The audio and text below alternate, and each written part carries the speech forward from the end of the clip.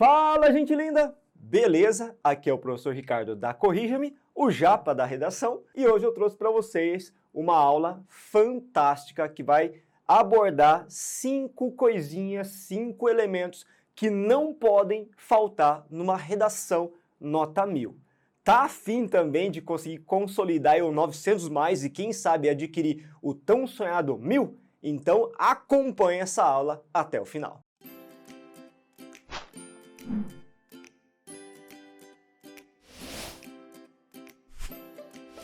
Fala, gente linda! Sejam bem-vindos a mais uma videoaula aqui abordando a temática do Enem.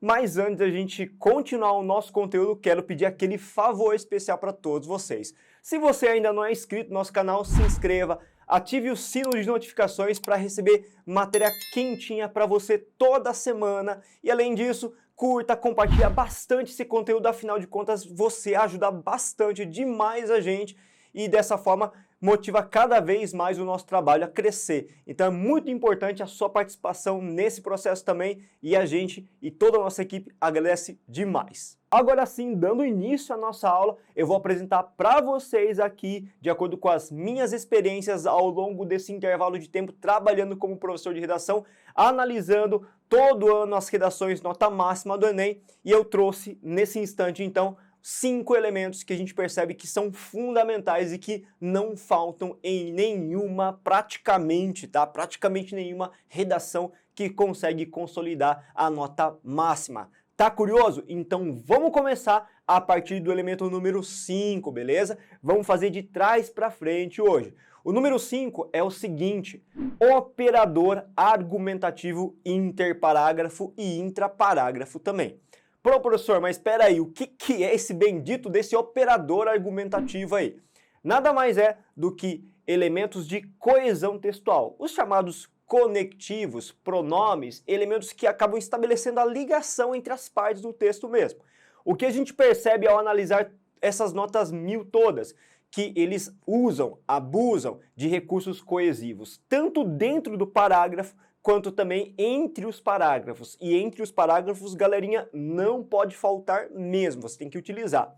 E dentro dos parágrafos também fazem bastante uso, mas cuidado, não é usar muito e de maneira diferenciada, variável e de acordo com um vasto repertório de conectivos. E se por acaso você está interessado justamente em aprender um pouco mais sobre esses conectivos, vale lembrar que no nosso canal nós temos uma aula especificamente falando sobre isso. Procure lá a nossa aula sobre os 10 conectivos indicados para a sua redação, modelo Enem também. Número 4, repertório produtivo. Toda redação Enem tem repertório sociocultural produtivo, legitimado e muito bem contextualizado ao tema. De acordo com a banca de correção, a grade de correção, na competência 2, o Enem exige um único repertório. No entanto, o que a gente observa que toda vez que tem uma redação nota 1000, temos pelo menos 3 repertórios. Um na introdução, outro no desenvolvimento 1, mais um no desenvolvimento 2 e na conclusão normalmente eles retomam aquilo que foi colocado na introdução. Então veja, nas redações nota 1000 existe um padrão e esse padrão é a adoção de pelo menos 3 repertórios muito bem contextualizados associados ao tema. Então, para você realmente conseguir ultrapassar essa barreira dos 900 mais, se você tiver de repente empacado, a gente tem que utilizar isso como estratégia. Pô, professor, mas se o Enem exige apenas um repertório na competência 2, por que eu tenho que usar 3? Porque quantos mais repertórios legitimados, produtivos, adequados, coerentes, equilibrados no meu processo de desenvolvimento, mais vai ser sólida a minha argumentação. Ou seja, aquilo que é avaliado na competência número 3. Essa competência avalia também a questão da credibilidade da sua argumentação, da efetividade da sua argumentação. Portanto, eu preciso necessariamente de mais de um repertório para atender também a essa competência. Número 3. Utilização de 4 parágrafos dentro dos limites estruturais da dissertação argumentativa. Pera aí, professor, tem alguma coisa errada no que você está falando. Porque eu já vi redação que tem 5, sim, isso é verdade. 5 parágrafos com nota 1000, eu já vi. Mas por que eu sugiro utilizar 4? Porque a grande maioria das nota 1000 utilizam 4.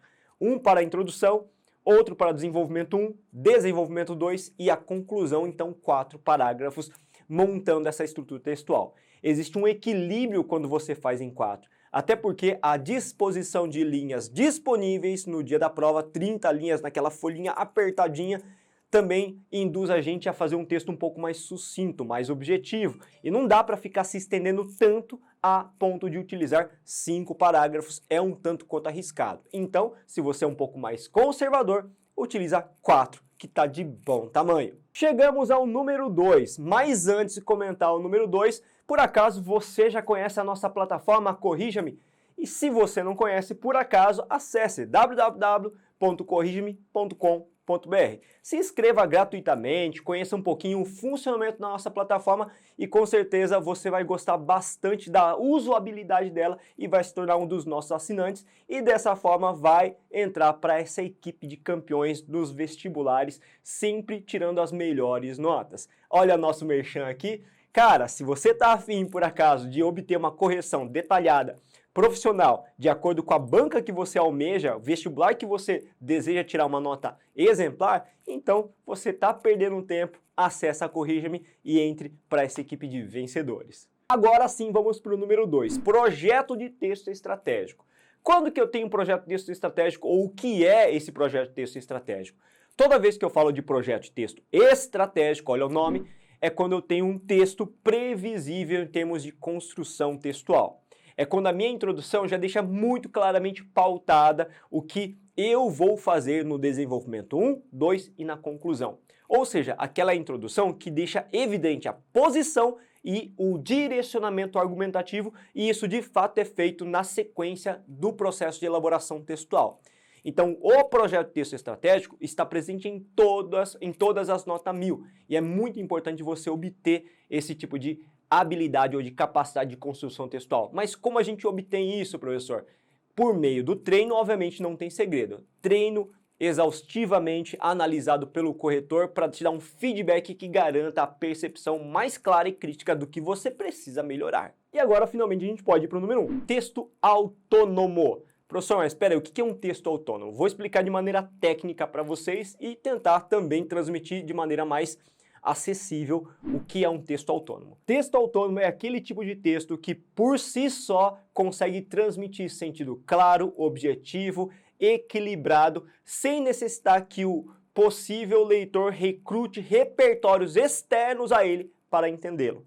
Ou seja, é o texto autoexplicativo. Pera aí, professor, eu não entendi ainda. Sabe aquele texto que você elabora, passa para um colega seu ler para ele entender, para te ajudar, inclusive, nesse exercício, que é uma metodologia que eu acho bem bacana também. Escreveu o seu texto, passou para o coleguinha leu e ele fala, mas eu não entendi isso. Aí você se depara com aquela situação, mas espera aí, como você não entendeu? Tá aí, tá escrito no texto, meu Deus, tá na sua cara. Você não entendeu o quê? Ah, não entendi isso. Quando o seu amigo ele fala isso, poxa, não entendi, significa que tem lacunas no seu texto, que seu texto não é autoexplicativo, não é autônomo. Mas espera aí, por que a gente não consegue perceber quando a gente escreve que o nosso texto não é autônomo? Muitas vezes a gente não consegue perceber porque o texto é nosso mesmo. E nós conseguimos preencher as lacunas do texto que a gente escreveu pelo nosso conhecimento prévio que levou a escrever aquele texto. Diferentemente do leitor externo, do seu amigo, do cara que é leigo, ele lê o seu texto e fala, não entendi direito porque está faltando alguma coisa aqui. Quando isso acontece, significa que seu texto não é autônomo. Então a gente tem que lutar bastante, treinar bastante para que o nosso texto possa ser realmente autoexplicativo. E claro que isso a gente só consegue por meio de treino e todas as redações nota máxima sempre tem um texto autônomo. Valeu, gente linda, muito obrigado por ter assistido essa aula até o final, estar aqui forte e firme com a gente até o final desse conteúdo. Espero que tenham gostado bastante. Não se esqueça de seguir a gente no Facebook, Instagram. Gente, eu estou postando conteúdo diário no Instagram, com muita qualidade, feito com muito amor e carinho para todos vocês. Então siga a gente também no Instagram, Corrija-me, não custa nada, vai lá, segue a gente, dá uma curtida compartilhada no nosso conteúdo. Valeu mesmo, gente, até a próxima aula e bons estudos!